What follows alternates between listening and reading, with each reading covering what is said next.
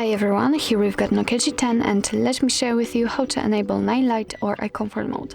So first of all, we will begin with the customization of this mode. So let's enter the settings. Here we have to tap on the display and tap on night light. This is the option we are looking for.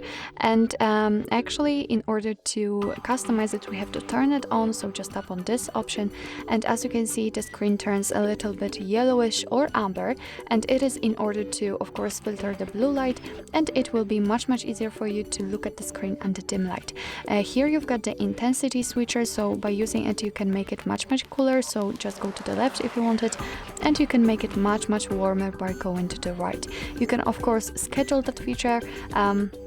Right now we had the option none, so it means that we have to manually turn it on or off, but we can turn it on at custom time or from sunset to sunrise. So after picking sunset to sunrise, your device will automatically decide by itself when the sunset and sunrise is, but you can custom time, so you can manually pick the start time and end time. So I will pick, for example, maybe 1 o'clock. Just remember to confirm it with OK, and let me pick the end time, which will be at, for example, 3 o'clock.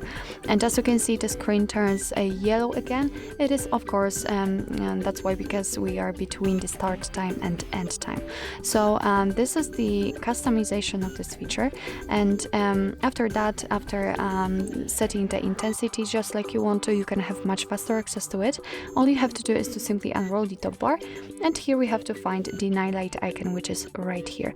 Right now it is obviously active. You can see that yellow tint on the screen, but you can turn it off just by tapping on this icon again, and as you can see, the screen turns back to its normal state.